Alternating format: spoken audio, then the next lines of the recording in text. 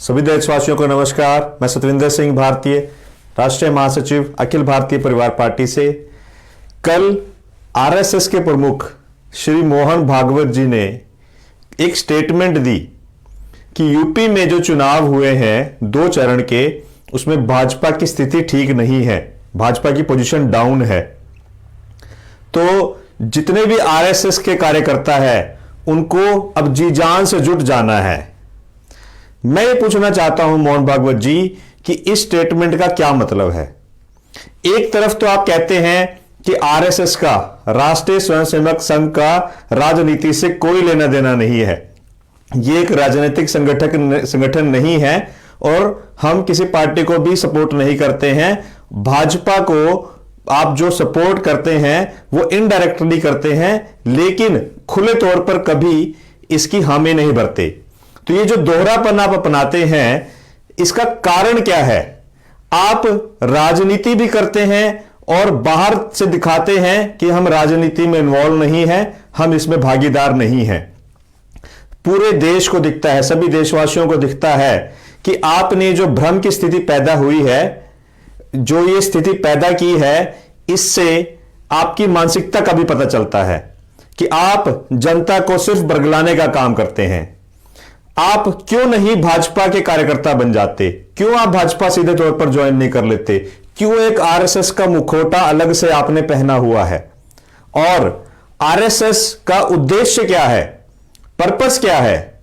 अगर यह सिर्फ एक स्वयंसेवक संघ है कि सिर्फ भारतवासियों की, देशवासियों की सेवा करने के लिए बना है, तो आप राजनीति में क्यों आते हैं? फिर राजनीतिक तौर पर क्यों एक्टिव रहते हैं?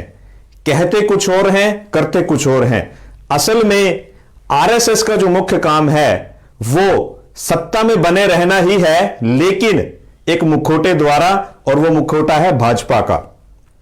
आपने जनता का बेवकूफ बना रखा है, क्योंकि बहुत सारे ऐसे लोग हैं जो भारतीय जनता पार्टी को पसंद नहीं करते और भारतीय जनता पार्टी से सीधे तौर पर जुड़ना भी नहीं चाहते, लेकिन आपने उनको दूसरे रास्ते से अपने साथ जोड़े रखा है, और वो रास्ता है आपने जो ये आरएसएस का जो संगठन बना रखा है कि उनको एक हिंदुत्व के नाम पर, कि एक धर्म विशेष के नाम पर, कि हम इस धर्म से हैं, हिंदू धर्म से हैं, तो उस धर्म के नाते लोग आपसे जुड़ रहे हैं आरएसएस में, लेकिन इनडायरेक्टली आपने उनको बीजेपी में जोड़ा हुआ है, डायरेक्टली वो बीजेपी को सपोर्ट नहीं करना चाहते।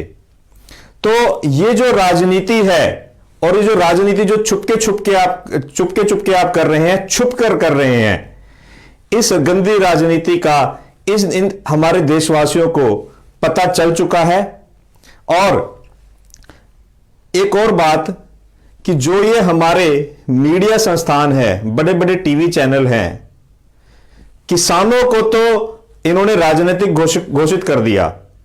जब वो आंदोलन पे बैठे थे तो क्या क्या बातें चलती थी, क्या खबरें चलती थी कि ये आंदोलन राजनीति से प्रेरित है, दूसरी पार्टियां इसको समर्थन दे रही हैं। अरे दूसरी पार्टियों का तो कर्तव्य है इनको समर्थन देना, लेकिन किसानों ने किसी भी पार्टी के नेता को अपने आंदोलन में घुसने नहीं दिया, किसी को भी स्टेज नहीं दी, लेकिन उनको आपने राजनीतिक प्रूव कर दिया और राजनीति से प्रेरित बता दिया।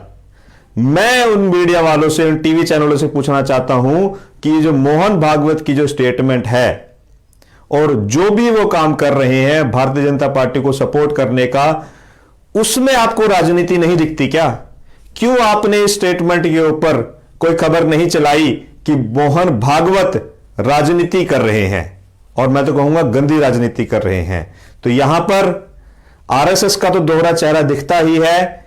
हमारे जो मीडिया संस्थान हैं, जो टीवी चैनल जो बिके हुए हैं, जो आज गोदी मीडिया बन चुके हैं, उनका भी असली चेहरा दिखाई देता है, उनका भी दोहरापन दिखाई देता है। तो मैं देश की जनता से यह अपील करता हूं कि आप इस सारी की सारी साजिश को समझें।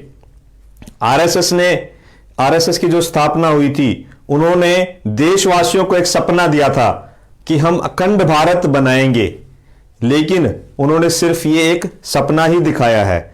मैं पूछना चाहता हूं, आरएसएस ने अब तक अखंड भारत निर्माण के लिए क्या काम किया है, जनता के सामने रखें कि आज तक उन्होंने क्या काम किया है और आगे उनका क्या विजन है कि अखंड भारत वो कैसे बनाएंगे, उनका प्लान क्या है और उसकी डेडलाइन क्या है, कब तक अखंड भारत का निर्माण करने का उन्होंने करने की डेडलाइन ली है। तो ये सब ढकोसले हैं देशवासियों को बेवकूफ बनाने के लिए। और मैं ये कहना चाहता हूं मोहन भागवत जी और आरएसएस के सभी पदाधिकारियों को, सभी कार्यकर्ताओं को, कि आपको बेवकूफ बनाया जा रहा है। और देशवासियों को एक बात कहना चाहूंगा कि अखिल भारतीय परिवार पार्टी के पास एक रोड मैप भी है कि वो कैसे अखंड भारत का निर्माण करेगी।